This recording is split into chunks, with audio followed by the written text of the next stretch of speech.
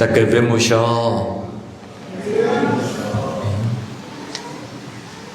အခါလိုနဲ့ရှမ်းလူကနှုတ်ဆက်ပြီးပြီဆိုတော့ကြံခဲ့တဲ့လောက်ဟုလို့နှုတ်ဆက်ခြင်းရောက်တိုင်းစီပေါ်မှာဘုရားသခင်ရဲ့ငြိမ်းချမ်းခြင်းရှိပါစေလို့ဆရာတော်ရှေးဦးစွာဆုတောင်းမြတ်တာပို့တာပေးပါတယ်ဒီနေ့တို့သာသနာမှာဘု து ပွဲတော်ကိုကျင်းပနေလေစိန့်ပီတာနဲ့စိန့်ပေါပွဲတော်ကိုကျင်းပတယ်ဆရာတော်တို့ဒီလထဲမှာအီတလီရောမမြို့မှာသွားခဲ့တယ်သွားခဲ့ပြီးတဲ့နောက်အခုဒီရှေ့မှာတွေ့ရတဲ့ဘုရားကျောင်းတော်ကြီးဒီစိန့်ပီတာဘာစီလီကာလို့ခေါ်တယ်အဲ့ဒီတမ်ပေထရူရဲ့နော်ကျောင်းတော်ရဲ့ဟိုမြေအောက်ထဲမှာသွားပြီးတဲ့နောက်အတူတကွမစ္စာသွားပြီးတဲ့နောက်မြန်မာပြည်ကဆရာတော်ကြီးတွေကာဒီနယ်ကြီးအပါဝင်အတူတကွမစ္စာဟောပြီးတဲ့နောက်ကဘာတဝန်းလုံးမှာရှိတဲ့ယုံကြည်သူသားသမီးများအထူးသဖြင့်အမိမြန်မာပြည်ကြီးမှာရှိတဲ့ကျွန်တို့တို့အားလုံးအတွက်ကိုမစ္စာတရားပူဇော်ဆုတောင်းပေးခဲ့ပါတယ်အဲ့လိုသွားတဲ့အချိန်သင်္ကန်းလဲတဲ့နေရာမှာအခုလိုပဲတပည့်တော်ကြီးတမ်ပေထရူနဲ့တမ်ပေါလူနော်စိန့်ပီတာand စိန့်ပေါပေါ့နော်သူတို့ရဲ့ရုပ်တုတွေကိုတွေ့ရတယ်တပိုင်းပဲတွေ့ရတယ်နော်ပေါ်လေးခေါင်းတစ်ပိုင်းလိုပဲတွေ့ရတယ်ဒီမှာကျတော့ဟိုပေထရူကဘာကင်ထားတာတွေ့လဲတော့ကင်ထားတယ်နော်ဘုဘမှာတမ်ပေါလူကဘာကင်ထားတာတွေ့လဲနော်ကျန်းစာအုပ်ကင်ထားတာတွေ့တယ်နော်ဒါပေမဲ့ဘုမှာအဲ့ဒါကင်ထားတာမတွေ့တော့ဘသူကပေထရူလဲဘသူကပေါလုလဲဆိုပြီးတဲ့နောက်ဆရာတော်ကြီးတွေကြည့်ပြီးတဲ့နောက်ဘသူကပေထရူဖြစ်မလဲပေါလုဖြစ်မလဲလို့ကြည့်တဲ့အချိန်မှာဆရာတော်တပါးကပြောလဲဆိုလို့ရှိရင်မုတ်စိတ်တူတဲ့လူကပေထရူတဲ့နော်မုတ်စိတ်ရှိရှိနဲ့လူကတော့တန်ပေါလုဆိုပြီးတော့ပြောတယ်ဟုတ်လားတပေထရူကမုတ်စိတ်ရှိလားတူလားဘုဘကြတော့ဆိုတော့အဲ့ဒီတော့တွေစာအုပ်တွေမတွေ့လဲပဲဒါကတော့ပေထရူဖြစ်မယ်ဒါကတော့ပေါလုဖြစ်မယ်ဆိုပြီးတော့ပြောကြတယ်အကယ်၍တန်ပေါလုလဲမုတ်စိတ်ရိတ်ထားရင်တော့ဘသူကဘသူမှသိမှာမဟုတ်တော့ဘူးเนาะဒါပြောချင်တာကဒီတန်ပင်ထရူတန်ပေါလုဆိုတာကဒဏ္ဍာရီထဲမှာဟိုးလေထဲမှာစိတ်ကူးယဉ်ပြီးတဲ့နောက်ရှိနေတဲ့ပုံကောင်မဟုတ်ပဲနဲ့တကယ်သမိုင်းမှာเนาะသခင်ယေရှုနဲ့အတူရှိခဲ့ကြတဲ့တကယ်သာသနာပြုပုဂ္ဂိုလ်တွေသခင်ယေရှုကိုတွေ့မြင်ပြီးတဲ့နောက်သူတို့ရဲ့အသက်တွေဘဝတွေပြည့်စုံပြီးတဲ့နောက်ဘုရားသခင်ဆိုတာရှိတယ်သူကိုယုံကြည်ပြီးသူ့ရဲ့လက်ညှိုးမှုနဲ့အတူနေထိုင်မယ်ဆိုလို့ရှိရင်သာဝရဒုက္ခချမ်းသာကိုရောက်မယ်ဆိုတာကိုဒီပုဂ္ဂိုလ်ကြီးတွေကတို့တွေကိုပြောကြားခဲ့ကြတယ်သူတို့ကနေတဆင့်ဆောဆောကမြတ်ဆာမှာပြောသလိုစီကိုလမ်ဘိုနော်ဖုံဖုံပြီးမြဖုံဖုံနေသူတို့ကလာပြီးတဲ့နောက်တို့နိုင်ငံမှာရောက်လာတယ်တို့ကျိုင်းတို့မှာရောက်လာတယ်နောင်ကန်ကိုရောက်လာတယ်ဖျားဆိုတာရှိတယ်သူရဲ့အဆုံးအမတွင်တင်မှုတိုင်းဒုဘဝမှာနေထိုင်နေဆိုရင်ယောဂမှာကောင်းကြည့်ရမယ်သာရဒုက္ခချမ်းသာကိုရရှိခံစားမယ်ဆိုတာတွေကိုသူတို့ရဲ့ဘဝသူတို့ရဲ့သွေးတွေနဲ့ပေးဆဲပြီးတဲ့နောက်တို့ကိုပြောပြခဲ့တဲ့အတွက်ဒီကနေ့တို့တွေကဒီယုံကြည်ခြင်းကျေးဇူးတော်ကိုရရှိခြင်းဖြစ်တယ်ဒါကြောင့်မလို့ဒီသူရဲ့နောင်ကန်စိန့်ပီတာသာသနာအုပ်စုတည်ထောင်ခြင်းဒါနှစ်40ပြည့်တဲ့အခမ်းအနားမှာတို့ရဲ့ယုံကြည်ခြင်းခရီးယုံကြည်ခြင်းဘဝကိုစပြုခဲ့တဲ့ဒီသာသနာပြုပုဂ္ဂိုလ်ဖုံဖုံနေတလရှင်နေဓမ္မဆရာဆရာမတွေကိုအထူးတတိယပြီးတဲ့နောက်သူတို့အတွက်ကိုတို့တွေကပူဇော်ဆွတောင်းပေးခြင်းနဲ့ကိုစီလဲသူတို့ကိုအတူယူနိုင်မှုဒီမြတ်စာကိုကျွန်တော်တို့ပါဝင်ဆွတောင်းနေကြခြင်းဖြစ်တယ်ဒီကနေ့မှာဆရာတော်အနေနဲ့ဒီကျောင်းရဲ့ယဟန္တာဖြစ်တဲ့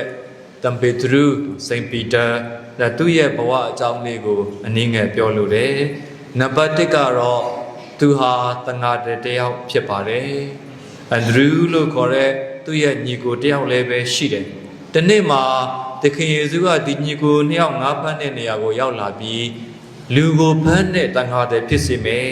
ငါရဲ့နောက်ကိုလိုက်ခဲ့ကြလို့ဖိတ်ခေါ်တယ်အဲ့လိုဖိတ်ခေါ်တဲ့အခါမှာသူတို့ညီကို2ယောက်ကသူတို့လှေတွေရော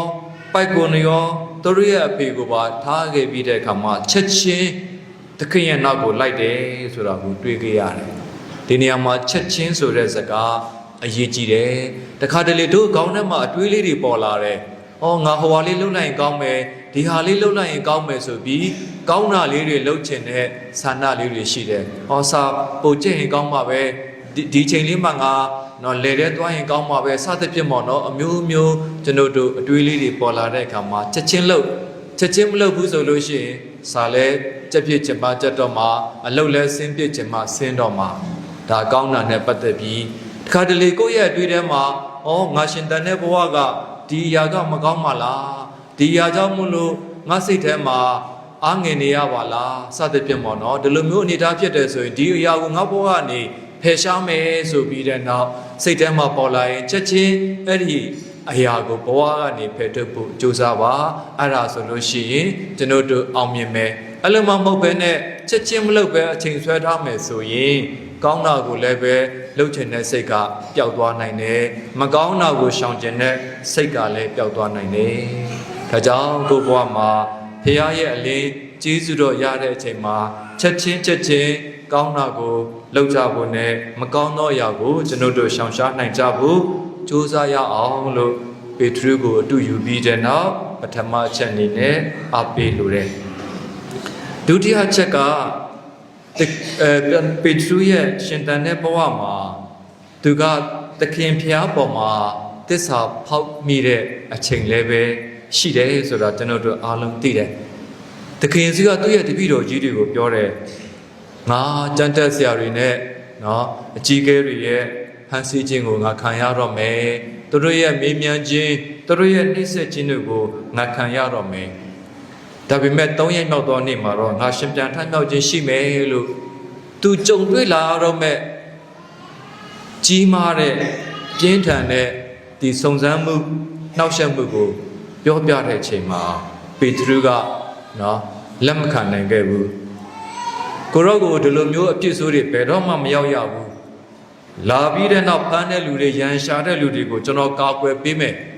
ကျွန်တော်ဘယ်တော့မှသစ္စာမဖောက်ဘူးကျွန်တော်အသက်ပေးမယ်ကျွန်တော်ထောင်ထဲပဲသွားရကိုရောကိုကာကွယ်မယ်ပြောခဲ့တဲ့အတိုင်းပေထရုလုပ်တယ်ရဲမဲ့စစ်သည်တွေလာပြီးဖမ်းတဲ့အချိန်မှာပေထရုကတငါတယ်ဆိုတော့ငါးခုတ်တဲ့ဓာတ်တော့သူ့မှာရှိတယ်အဲ့ဒီဓာတ်နဲ့လာဖမ်းတဲ့လူကိုသူခုတ်လိုက်တယ်နေရွက်တစ်ဖက်ပြတ်သွားတယ်လို့ကျွန်တော်တို့သိရတယ်ဒါသူပြောတဲ့အတိုင်းသူကြိုးစားတယ်ဒါပေမဲ့သခင်ယေရှုကိုဖမ်းပြီးတဲ့နောက်အချုပ်ထဲမှာထားမင်းများစစ်ဆေးတဲ့အချိန်မှာသူ့ကိုခမည်းလဲသခင်ယေရှုရဲ့တပည့်မဟုတ်လားလို့မေးတဲ့အခါပေထရုအချုပ်ခံရမှာကြောက်တယ်ညင်ပန်းနှိမ့်ဆက်ခြင်းခံရမှာကြောက်တဲ့အခါမှာငါသူ့ကိုမသိဘူးလို့3ချိန်တိုင်ပေထရုညင်းဆိုခဲ့တာကိုကျွန်တော်တို့တွေ့ရတယ်ပထမတော့ကိုရောအတွက်ဆိုအသက်ပါပေးမယ်ထောင်မဲကြရဂရုမစိုက်ဘူးရဲဝံ့နဲ့တစ္ဆာရှိနေမယ်ဆိုတဲ့ပုဂ္ဂိုလ်ကြီးကအခုကြတော့သခင်ယေရှုကိုတော့မသိဘူးလို့သူကညင်းဆိုခဲ့တဲ့အနေအထားဖြစ်ကိုရောက်သွားတာကိုကျွန်တော်တို့တွေ့ရတယ်ဆိုတော့ဒီနေရာမှာဘာဖြစ်လို့ကိုပေးတဲ့ဂရိတိုင်းမနေနိုင်ခဲ့ရတာလဲဆိုလို့ရှိရင်ပေထရုကကိုအားကိုးတာများပါတယ်အားကိုးတာများတယ်ကိုလုံနိုင်မယ်ထင်ပြီးတဲ့နောက်မာနတွေနဲ့သူဝါကြွားမှုတွေပြုခဲ့တာကိုတွေ့ရတယ်ဒုတိယသခင်ယေရှုကမင်းငါ့ကိုညှင်းပယ်လိုက်မယ်မင်းမရဘူးလို့ပြောတဲ့အခါမှာရတယ်ဆိုပြီးတဲ့နောက်သခင်ယေရှုပြောစကားကိုသူနားမထောင်ခဲ့ဘူးဖခင်ပြောစကားနားမထောင်ခဲ့ဘူးနောက်တစ်ချက်ကတော့သခင်ယေရှုကဆုတောင်းနေတဲ့ငါနဲ့အတူလာပြီးတော့ဆုတောင်းကြတန်တန်လေးတော့မင်းတို့မဆုတောင်းနိုင်ပါဘူးလားဘာဖြစ်လို့အိမ်ငိုက်နေကြတာလဲလို့တပည့်တော်ကြီးတွေကိုပြောတဲ့အချိန်မှာပေထရုလည်းအိမ်ငိုက်တဲ့အထဲဖခင်မရှိခိုးတဲ့အထဲမှာပါတယ်တို့တွေကကိုပဲအားကိုးမယ်ဘုရားကိုအာမကိုဘူးဘုရားစကားနားမထောင်ဘူးဘုရားသခင်စီမှာဆုတောင်းခြင်းမလုပ်ဘူးဆိုရင်တို့ဘဝကလည်းပဲဘလောက်ပဲစိတ်ကောင်းနေခံယူချက်ကောင်းမွန်တွေရှိပါစေတို့တွေကပေထရုကဲ့သို့ဘဝမှာကြာဆုံးမှုတွေဖြစ်တတ်တယ်တစ္ဆာဖောက်မှုတွေတို့တွေရောက်တတ်ကြတယ်ဆိုတာကိုပေထရုကသူ့ရဲ့အဖြစ်ပြက်နေနဲ့တတိပေးတဲ့အခါမှာအမြဲတမ်းကိုရဲနောက်ကိုတစ္ဆာရှိနဲ့လိုက်နိုင်ဖို့အတွက်နှိမ့်ချခြင်းနဲ့အသက်ရှင်ကြရအောင် ဘုရားစကားနားထောင်ရအောင်အမြဲတမ်းဆုတောင်းခြင်းနဲ့ဘောအသက်တာမှာရှင်သန်ရအောင်လို့အားပေးလိုပါတယ်နောက်ဆုံးချက်ကတော့ပေတရုကအဲ့လိုမျိုးသခင်ယေရှုကိုသစ္စာဖောက်ပြီးညှင်းပယ်ပြီးတဲ့နောက်ပြီးွားတာလားဆိုတော့မဟုတ်ပါဘူးကြက်တော်နံကိုကြားတဲ့အခါမှာအော်ခရစ်တော်ငါ့ကိုတတိပေးခဲ့တာပဲသူ့ငါညှင်းပယ်မယ်တကယ်ပဲငါ့ဘဝမှာညှင်းပယ်ခဲ့မိပြီဆိုပြီးသူအတိတရားဝင်လာတယ်နောင်တရတယ်ကြီးစွာသောငိုကြွေးခြင်းတွေနဲ့သူ့ရဲ့ဘဝမှာပြုတ်ပြင်မယ်ဆိုတဲ့ခံယူချက်တွေရှိခဲ့တာဖြစ်တယ်တကယ်သူဖျားရှင်၃ရက်မြောက်ရှင်ပြန်ထွက်မြောက်ပြီးတဲ့အချိန်မှာပေတရုကိုသူမေးပါတယ်နော်ပေတရုနောင်တရတယ်ဆိုတာကိုဘုရားသခင်သိတဲ့အခါမှာဗာမေးလဲဆိုတော့နင်ငါ့ကိုချစ်လားပေတရု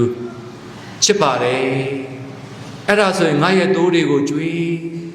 ပထမတစ်ခါမေးတယ်တကယ်သူဘယ်နှခါမေးတယ်လို့ကြားဘူးလဲ၃ခါမေးတယ်ဒုတိယတစ်ခါလဲသူမေးတယ်ပေတရုမင်းငါ့ကိုချစ်လားချစ်ပါတယ်အဲ့ဒါဆိုရင်ငါရဲ့တိုးတွေကိုကျွေးမွေး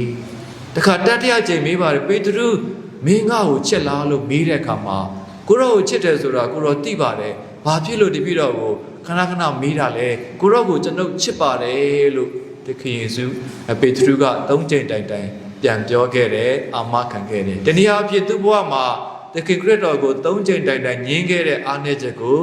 ၃ကြိမ်တိုင်ကိုရောကိုချစ်ပါတယ်ဆိုတဲ့ဂတိစကားနဲ့သခင်ယေရှုဖျားရှင်ကသူ့အတိတ်ကအားနည်းချက်တွေကိုဖယ်ရှားပေးလိုက်ခြင်းဖြစ်တယ်ပြီးတဲ့အခါမှာ၃ကြိမ်တိုင်ငါရဲ့တိုးတွေကိုကျွေးမိပါလို့မိန့်မာကြားခြင်းအပြင်ရှေးဦးအသင်းတော်ကိုဥဆောင်မှုအတွက်သခင်ယေရှုဖျားရှင်ကပေတရုကိုတာဝန်ပေးခဲ့ခြင်းအသုံးပြုခဲ့ခြင်းပဲဖြစ်ပါတယ်ဆိုတော့ဒီနေ့ဒီပေတရုရဲ့ဖြစ်ပျက်ကနေကျွန်ုပ်တို့ရဲ့ဘဝမှာလည်းပဲကျွန်ုပ်တို့အကောင်းဆုံးကြိုးစားရင်းနဲ့ကျွန်ုပ်တို့ကြာရှုံးမှုတွေရှိတတ်ပါတယ်ပုံစံမျိုးမျိုးနဲ့သခင်ဖျားရှင်ကိုကျွန်ုပ်တို့တစ္ဆာမဲ့မှုတွေသခင်ဖျားရှင်ကိုကျွန်ုပ်တို့ကြောခိုင်းခဲ့တဲ့အခိုက်အတန့်တွေရှိတတ်ကြပါတယ်ဒါပေမဲ့ပေတရုကတို့နောင်တနဲ့ကျွန်ုပ်တို့ရဲ့ဘဝမှာရှင်သန်မယ်ဆိုလို့ရှိရင်ဘုရားသခင်ကျွန်ုပ်တို့ကိုပြန်လဲပြီးတဲ့နောက်အသုံးပြုဖို့အလိုရှိလျက်ရှိပါတယ်ဒီနေ့ဒီချိန်ထိကျွန်ုပ်တို့ကိုအသက်ရှင်သောဆရာတော်ယဟန်တော်တိလရှင်ဓမ္မဆရာဆရာမများယုံကြည်သူများအဖြစ်နဲ့ဘုရားသခင်အသုံးပြုနေခြင်းဟာဘုရားရဲ့တနာကျင်နာခြင်းဘုရားသခင်ရဲ့ကြီးမားတဲ့ချစ်ခြင်းမေတ္တာဖြစ်တယ်ကိုယ့်ရဲ့ဘဝမှာအားနည်းမှုတွေဘလောက်ပဲရှိပါစေဘုရားရဲ့တနာကျင်နာခြင်းနဲ့ချစ်ခြင်းမေတ္တာကိုအားကိုးပြီးတဲ့အခါမှာအကောင်းဆုံးဘုရားရဲ့လူတော်တိုင်းရှင်သန်နိုင်ကြတဲ့သားသမီးတွေဖြစ်နိုင်မှုကျေးဇူးတော်ကိုယနေ့မြတ်စွာမှာဆက်လက်ပြီးတဲ့နောက်နော်ဒီတောင်းလျှောက်သွားကြမှာဖြစ်ပါတယ်ခုလိုမြမလိုဩဝါဒပေးပြီးတဲ့အခါမှာလာဟုလိုဩဝါဒဆက်ပေးမယ်ရှမ်းလိုလည်းပေးမယ်အခါလိုလည်းပေးပါမယ်ဆရာတော်တော့မဟုတ်ဘူးเนาะငွေစညောပေးမှာဖြစ်ပါတယ်เนาะဆက်လက်ပြီးတဲ့နောက်ဘုရားရဲ့ဒေသနာတော်ကိုမိမိတို့ရဲ့ဘာသာစကားနဲ့အနည်းငယ်အချိန်ပေးနာယူကြစို့